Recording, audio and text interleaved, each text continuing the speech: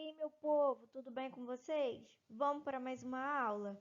Vamos para o nosso capítulo 21, tipos climáticos. Os climas do Brasil. As imagens abaixo, elas mostram diferentes paisagens brasileiras. Temos a Caatinga, encontrada no sertão nordestino. Temos a Mata de Araucária, encontrada na região sul. Temos a Floresta Amazônica, encontrada na região norte. Temos a Mata Atlântica encontrada no litoral brasileiro. Como pode ser observado nas imagens apresentadas, o Brasil ele é muito diverso quando se trata dos elementos naturais das paisagens. A grande extensão do território, a diversidade das formas do relevo e a atuação das massas de ar no país, entre outros fatores, tornam possível a formação de diversos tipos de clima.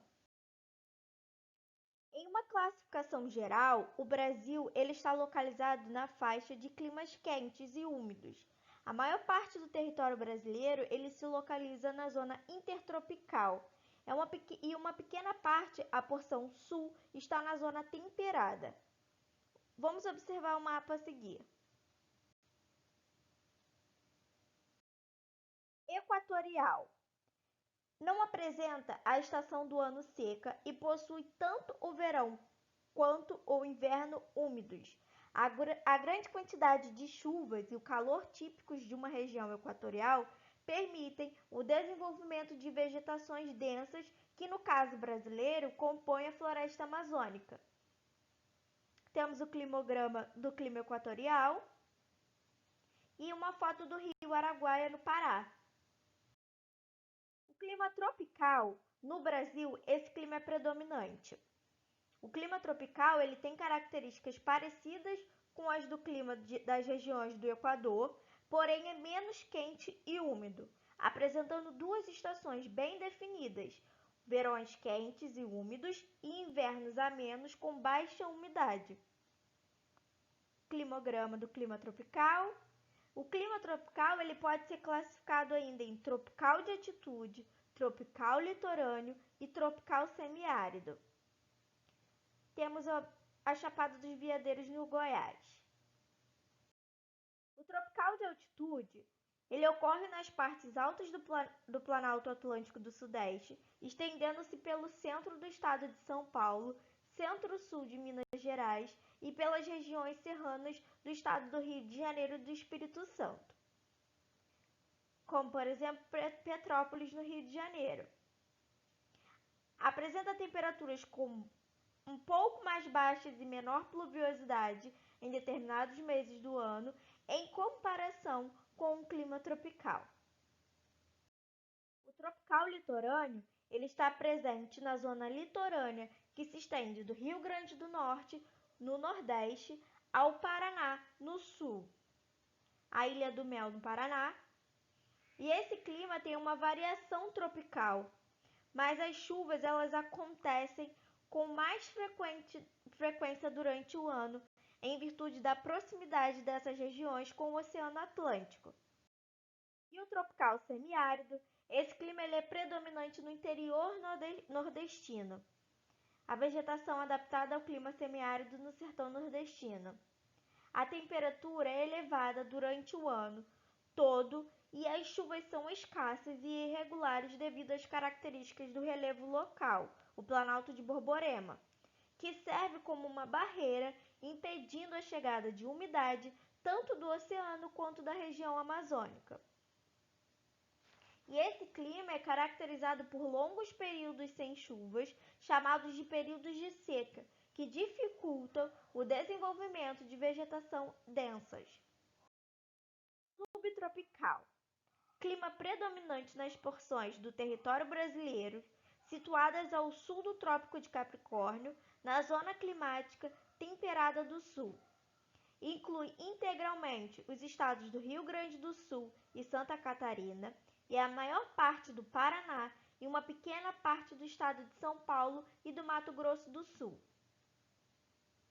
Nesse clima, as chuvas são bem distribuídas ao longo do ano e a diferença entre as temperaturas do verão e do inverno são grandes. ultrapassam a 30 graus Celsius no verão e podem ser negativas no inverno, ou seja, o verão é quente e o inverno é frio, sendo comum a ocorrência de geada e nas serras a ocorrência de neve. Massas de ar no Brasil. Os climas brasileiros são influenciados por 5 massas de ar. A formação de cada uma delas ocorre em lugares diferentes. São 2 continentais, equatorial continental e tropical continental, e 3 marítimas, polar atlântica, tropical atlântica e equatorial atlântica. O nome da massa, como já visto, indica o lugar em que ela se forma.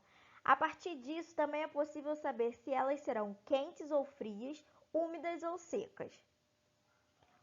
Os mapas a seguir mostram a atuação das massas de ar no território brasileiro. O primeiro mapa mostra a atuação das massas de ar no inverno. Já o segundo mapa mostra a atuação das massas de ar no verão. Massa equatorial continental. É uma massa quente e com elevada umidade, pois apesar de ser continental, ela se forma sobre uma floresta equatorial, a amazônica, o que causa grande evapotranspiração e, assim, elevada umidade do ar. Origina-se na Amazônia, região central do estado do Amazonas, próxima à região da linha do Equador, o que justifica sua temperatura. No inverno, atua principalmente nos estados do Amazonas, Acre e Roraima. Já no verão, atua em uma área maior, atingindo também os estados da região centro-oeste do Brasil, podendo chegar inclusive às áreas oeste dos estados de São Paulo e Minas Gerais. Massa equatorial atlântica. É uma massa de ar quente e úmida. Ela origina-se no Oceano Atlântico, na região da linha do Equador, e atua principalmente nos estados do Nordeste brasileiro, levando muita umidade para essa região e provocando muita chuva no litoral nordestino. Massa tropical continental. É uma massa de ar quente com baixos índices de umidade, portanto, ela é considerada seca. Ela tem origem na região nordeste da Argentina e atua como baixa intensidade no Brasil, atingindo somente os estados que fazem fronteira com Paraguai e Argentina. Massa tropical atlântica. É uma massa de ar quente e úmida, pois se origina sobre o Oceano Atlântico Sul, atuando no verão com mais intensidade nos estados das regiões sudeste e sul, e no inverno pode atingir também as regiões nordeste e centro-oeste. Massa polar atlântica. A massa polar atlântica é a única massa de ar fria em atuação do território brasileiro. Ela surge no Polo Sul, sobre a Antártica, uma região de baixas temperaturas e pouca evaporação. Por esse motivo, em sua origem, a massa polar atlântica é uma massa de ar seca e fria. No entanto, conforme ela se desloca sobre o Oceano Atlântico, vai acumulando umidade, de modo que se torna uma das proximidades da costa brasileira, massa de ar fria e úmida. No Brasil, sua ação é mais intensa durante o inverno. Atua principalmente nos estados do sul e sudeste do país, sendo responsável pelo frio e pelas baixas temperaturas durante o inverno nessas regiões. Essa massa de ar pode ainda, também no inverno, atingir o litoral nordestino, baixando as temperaturas e provocando chuvas, e atuar na região da Amazônia, causando o fenômeno chamado de friagem. Durante o verão, essa massa de ar perde sua força, porém, continua agindo e, ao entrar em contato com as massas de ar quente, ocasiona queda de temperatura e chuvas. Você sabe dizer o que causa as enchentes? Enchentes são fenômenos muito comuns em cidades, principalmente em grandes centros urbanos.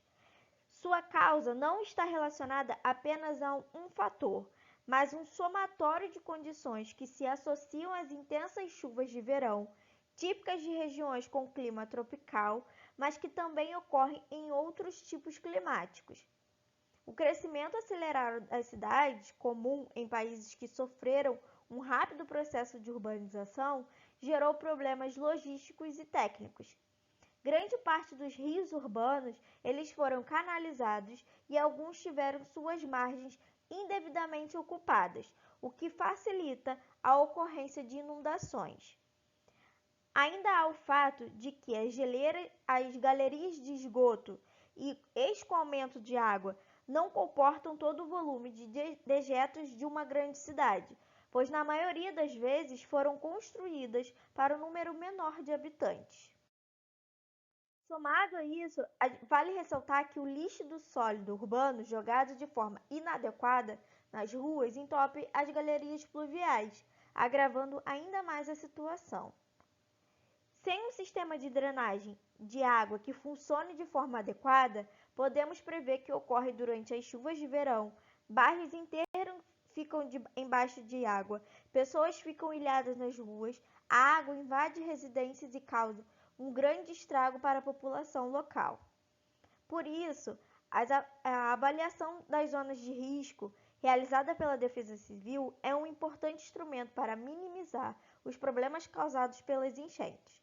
Soma-se a isso a ampliação de programas de conscientização a fim de diminuir o descarte irregular de lixo nas ruas das cidades.